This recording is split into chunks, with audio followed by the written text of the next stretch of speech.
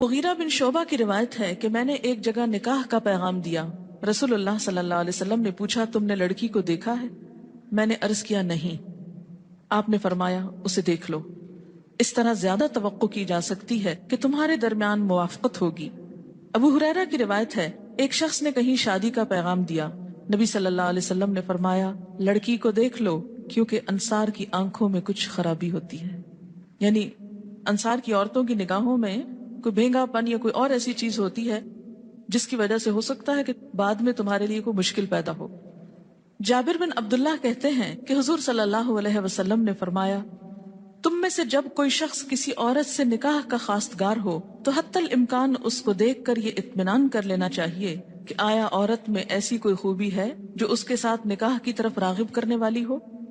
तो इससे क्या पता चलता है कि सिर्फ देखना नहीं है बल्कि उस खूबी को देखना, और खूबी का लफ्ज यहाँ खूबसूरत है। मुराद क्या है इससे?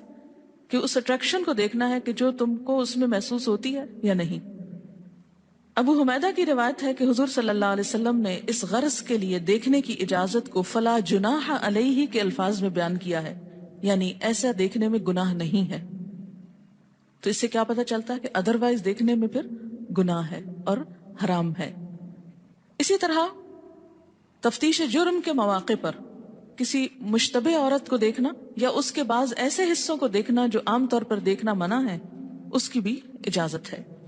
मसलन अदालत में गवाही के मौके पर काजी का किसी गवाह को देखना अगर वो औरत है, या इलाज के लिए डॉक्टर को मरीजा को देखना और उन हिस्सों को देखना जो आमतौर पर देखने हराम हैं, तो ये गज़े बसर से ये चीजें फिर निकल जाएंगी। सवाल ये है कि आपने ये कहा कि डॉक्टर जो है वो औरत का सतर देख सकता है, लेकिन ये बात दिल कबूल नहीं करता। अब बात ये है कि क्या औरत को मरने के लिए छोड़ दिया जाए? कई गांव ऐसे होते हैं कि जहां सिर्फ मर्द डॉक्टर्स होते हैं, औरतें वहां अपॉइंट की ही नहीं जा सकती। डिलीवरी केसेस में बहुत सी औरतें मर जाती हैं, लिटरली मर जाती हैं, सही बर वक्त तिब्बी इमदाद न पहुंचने पर, या ऐसी सूरत में कि जहां छोटे मोटे ऑपरेशन की जरूरत है। क्या ऐसे मौके पर मरने दिया जाए या एक रुखसत कबूल कर ली जाए? ये आप याद रखें कि इस्लाम में जान बचाने के लिए मुर्दार खाने की इजाजत है। जान बचाने के लिए ये चीज फिर सेकेंडरी हो जाती। इंसानी जान सबसे अहम चीज है, उस जान को बचाया जाएगा, इसलिए रुखसत है, लेकिन आम हालात में नहीं। ये बता रही है कि दुनिया में सिर्फ 5% फीमेल सर्जन्स हैं। आम छोटी मोटी बीमारियों के लिए अगर फीमेल मौजूद है तो क्या जरूरत है मेल के पास जाने की? फिर ना जाए। इसमें एक बात याद रखें कि इस्लाम ने जहाँ ये कहा देख लो, वहाँ ये भी कहा गया कि औरत से शादी 4 वजूहात की बिना पर की जाती है। उसके माल की वजह से, उसके हसब नसब की वजह से, उसके जमाल की वजह से। तो किस चीज को इख्तियार करने के लिए कहा गया? और अगर एक लड़की का दीन और उसकी शराफत, बाकी ये चीजें अपनी जगह हैं, और शक्लो सूरत में अगर वो बहुत आइडियल नहीं भी है तो भी क्या है, बस वो ठीक है, और हर चीज तो नहीं मिलती।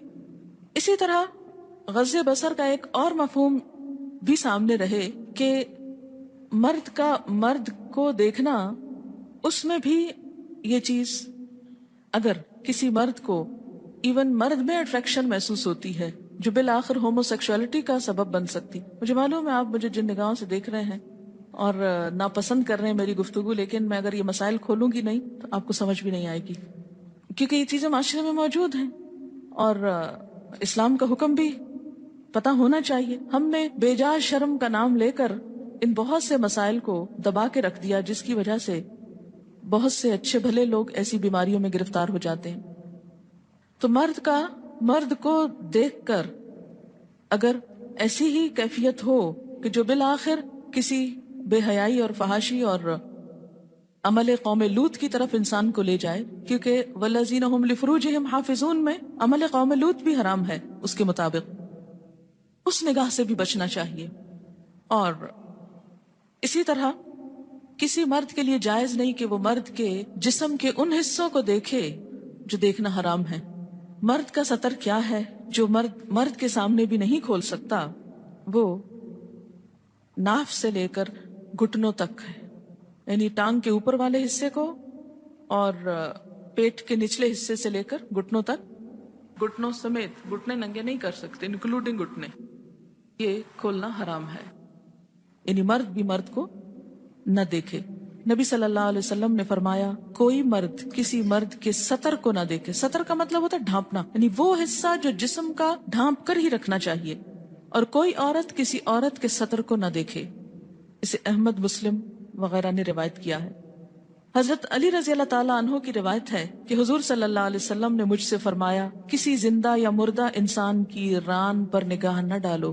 ران یہ اوپر والی یعنی ٹانگ کا اوپر کا حصہ جو ہوتا ہے نا، یعنی بٹکس وغیرہ ہے یا سرین جن کو بولتے ہیں، اس کو بھی نہیں دیکھنا چاہیے. نہ زندہ نہ مردہ.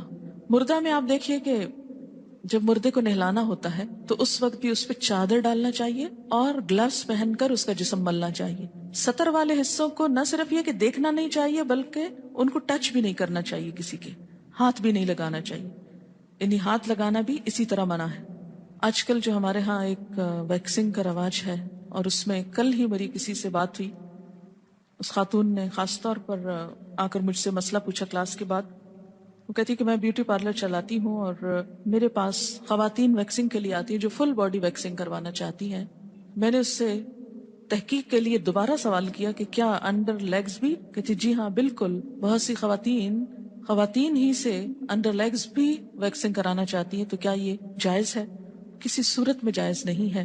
اور ان پارٹس کو یعنی ٹچ کرنا بھی درست نہیں.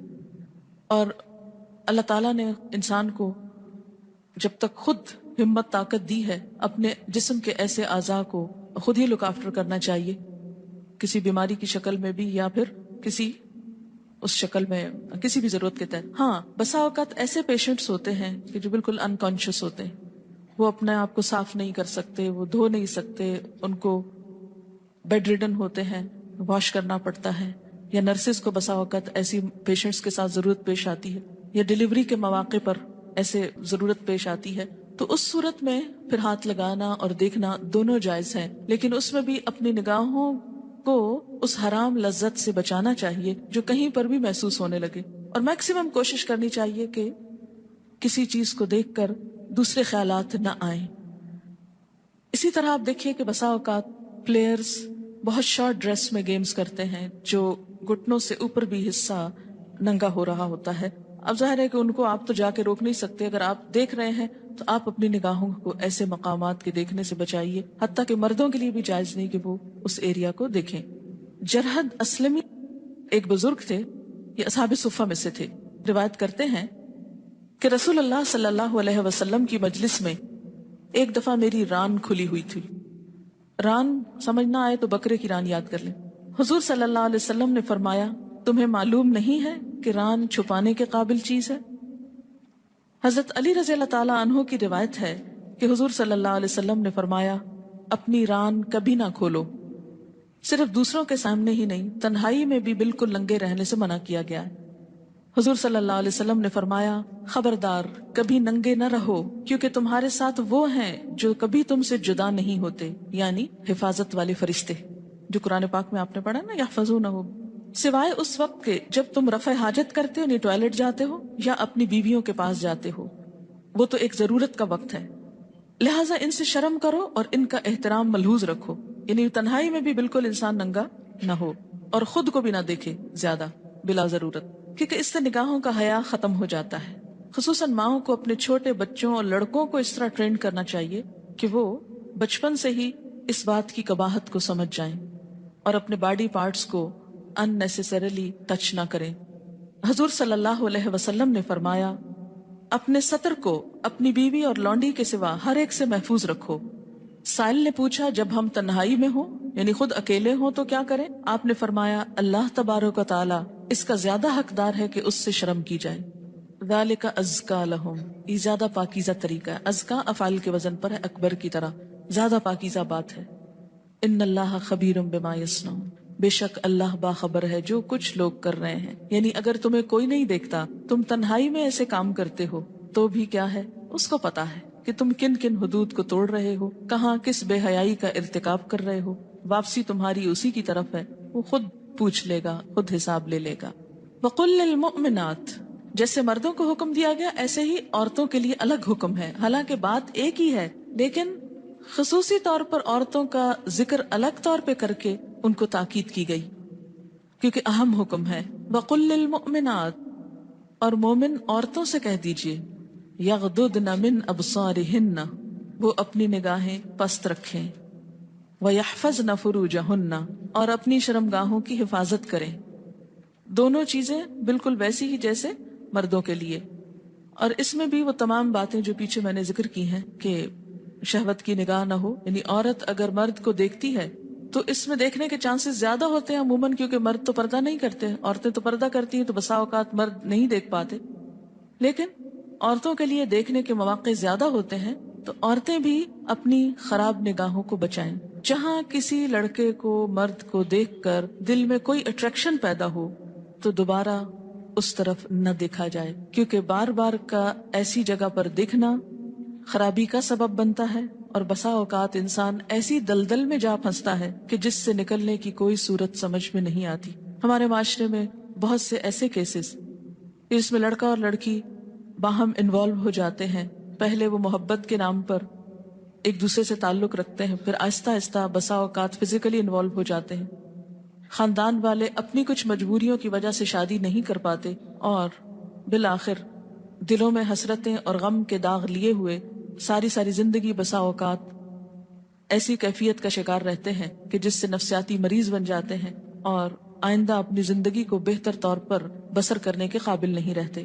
اس لیے ایسی کسی بھی مشکل سے بچنے کے لیے کیا حکم دیا گیا کہ مومن عورتیں بھی اپنی نگاہیں بچا کر رکھیں، اور وہ بھی مردوں کو گھورتی نہ رہیں. یہ نہیں کہ آپ نے خود حجاب پہنا ہوا ہے اور دیکھنے کے قابل ہے تو آپ دیکھتے چلے جائیں کیونکہ مردوں کا کون سا پردہ ہے، نہیں. اور پھر عورتیں بھی اپنی شرمگاہوں کی حفاظت کریں، یعنی زنا سے بچیں. اس میں ہم دیکھتے ہیں کہ نبی صلی اللہ علیہ وسلم کے زمانے میں کچھ واقعات ایسے ہیں کہ جن میں دیکھنے کی بات ہے کہ کیا دیکھنا مثلاً منع ہے. کیا مطلقاً کسی مرد کو دیکھنا منع ہے یا خاص نگاہ منع ہے؟ تو مراد اس سے خاص نگاہی ہے. مطلقاً دیکھنا، مطلقاً کا مطلب کیا ہے؟ بالکل. تو بالکل دیکھنا منع نہیں ہے، غلط طریقے سے دیکھنا منع ہے. اس کو دیکھنے کو پھر عورت کے لیے بھی حرام قرار دیا گیا.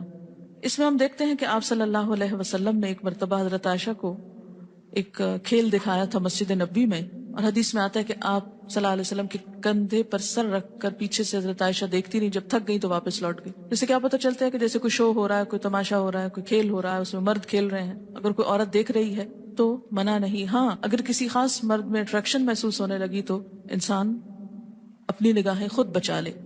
اس میں آپ دیکھیے کہ ہمارے معاشرے میں کس قدر یہ چیز عام ہوتی جا رہی ہے کہ کچھ لڑکیاں کچھ پلیئرز، فلم ایکٹرز اور ایسے ہی کچھ کیریکٹرز کی عاشق ہوتی ہیں. فین کا لفظ بہت عام ہو گیا ہے، شکر ہے ایئر کنڈیشن کا نہیں ہے.